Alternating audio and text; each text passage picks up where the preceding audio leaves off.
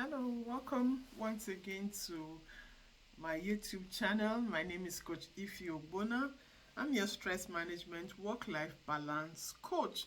And today we'll be talking about how to reduce stress by having a positive mindset, by you increasing the way you think positively while reducing the negative thinking process or negative thinking patterns. We all undergo stress, yes, but the way we think can help us to either improve, reduce, or even overcome those stress. You have power over your thoughts, and this is what I mean when I say you have power over your thoughts. Your thoughts, they come like birds, and the ones you give room, enough room, they will land and create their nests and lay their eggs and start their family in your head. But the ones you don't allow will just fly over. So it's time for you and I to allow those negative thoughts. They will come because we are humans, because we experience things. They will come. So it's for us to allow them to just pass over, fly over. Then the positive ones, we're going to give them enough room, enough land to grow.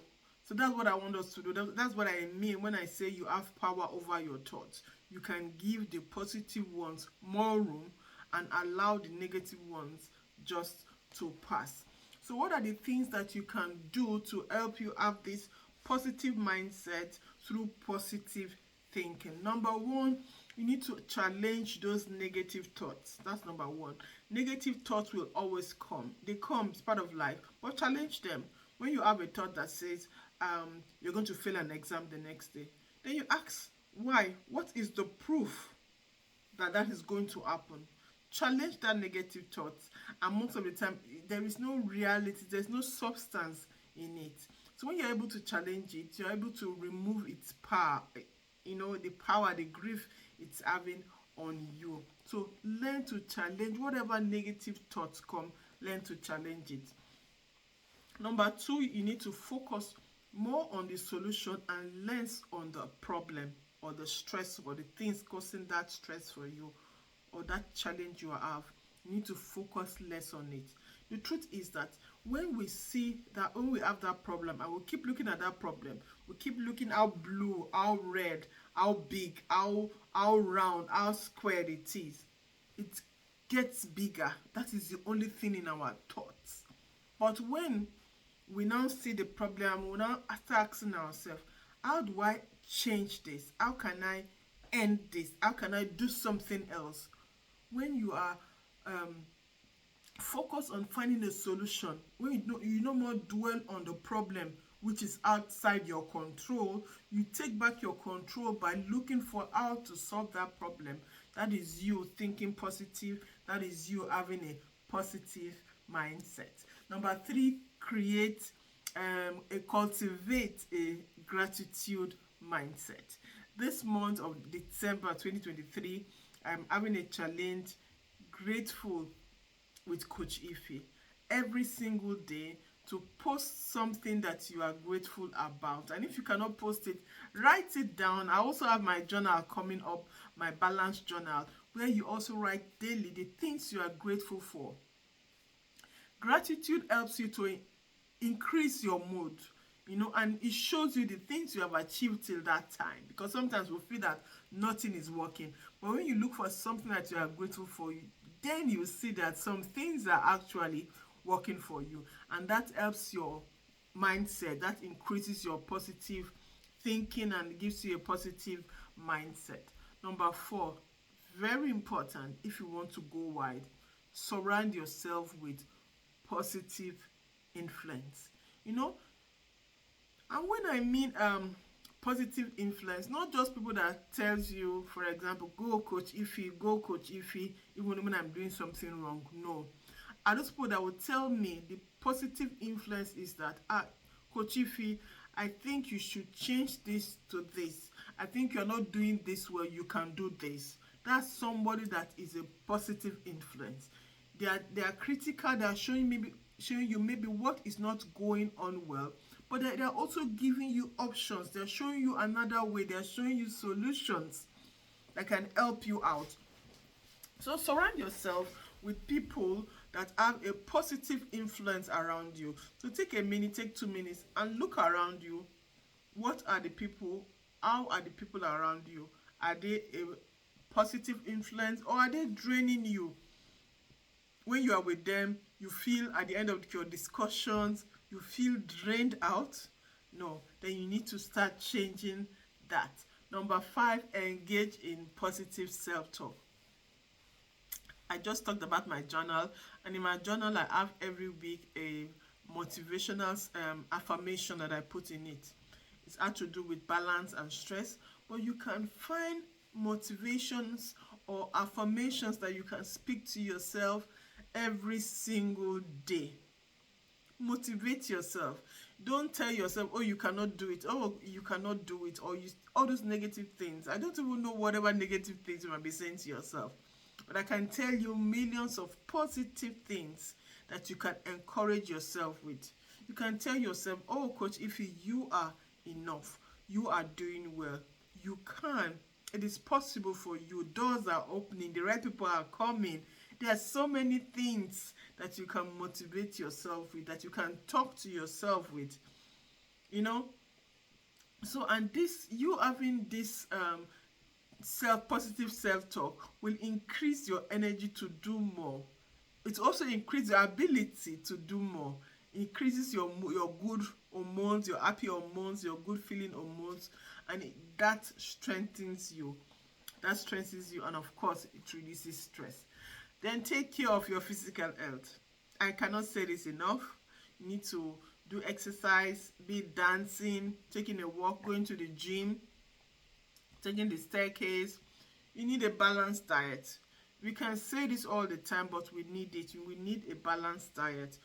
Then 3, you need to rest. Relax and rest. You need enough sleep.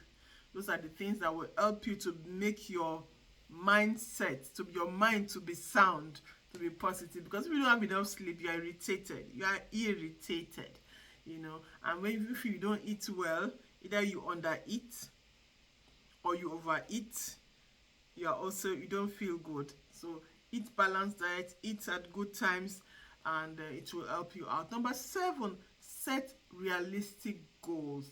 Yes, sometimes some of us don't achieve our goals. Many people already this month, they are not happy with themselves because the goals they set in January, they didn't achieve it January this year because it was overwhelming. So you need to learn how to set realistic goals. You know, that is also why I created a challenge that will be starting on January 1st to the 31st of January 2024. It's called the Reboot 20, the Ultimate 2024 Reboot Challenge. 31 days to a balanced you. It will teach you in that challenge, and it's all free, how to set realistic goals, how to put steps to achieve those goals, and different other things so that you don't get stressed out of balance, distracted. You know, those are the things, some of the things we'll be learning in that challenge. So if you are yet to join that challenge, register for it. I think I might leave a link on this video. Then number 7, limit your exposure to negative media. The things you listen to, the things you watch, the things you read, they affect you much more than you think. And right now, unfortunately, negative drama, things like that are what is selling, but it does not have a good effect inside of you, and it doesn't have a good effect the way you view others or life. So you need to balance it up with positive or uplifting content as much as you can. Value adding content. You see people, they will write nice write up, give you tips. No one is reading it. You see somebody now come and say, this person is killing this person is doing whatever, you know, and you see millions of views. Then you ask yourself, what is going on? What is going on? You know, So number 9, practice kindness and compassion with yourself and with others. Have you tried telling somebody that is at your back, oh, come at the shop, come pay before me? You made yourself happy because you feel happy immediately. You made that person happy, and you just put a little bit of joy in the environment that you are there, because you see everyone just laughing around you and feeling happy. You know, that creates for you a positive mindset, and it affects you in a very, very good way. Number 10, learn from your failures. Failures will always happen. You are not your failure. Use failures and mistakes as a reflection, as a learning point, as a key component of your next level. Don't see yourself as that failure. Don't stay in that failure. Don't stay in that mistake. Learn, and let it not define you negatively. Learn from it, reflect in it, and let it change you for the better. Number 11, stay flexible. Change happens. Change happens. I don't think any of us would have ever dreamt of what happened 2 to 3 years ago with this COVID era. None of us. It happened so fast that it was unbelievable. But that's life. Maybe things don't change so much as it happened during the COVID era, but every day in our life we see different changes in technology, changes in at our workplaces, changes in our families, changes in different economy and things like that. And if you don't stay flexible, if you don't stay on top of your game, you easily get stressed out. I'm not asking you to accept every change that comes, but I'm asking you to be open enough to know what to accept or not to accept. Number 12, you need to learn to celebrate small wins. And you can only celebrate small wins when you make your goals and you make enough steps to get to that goal. So when you make your goal is 100%, but you have step 1, step 2, step 3. So when you get to step 3 or step 4, you celebrate. You say, wow, Coach Ify, you've tried. You wrote the first chapter of your book.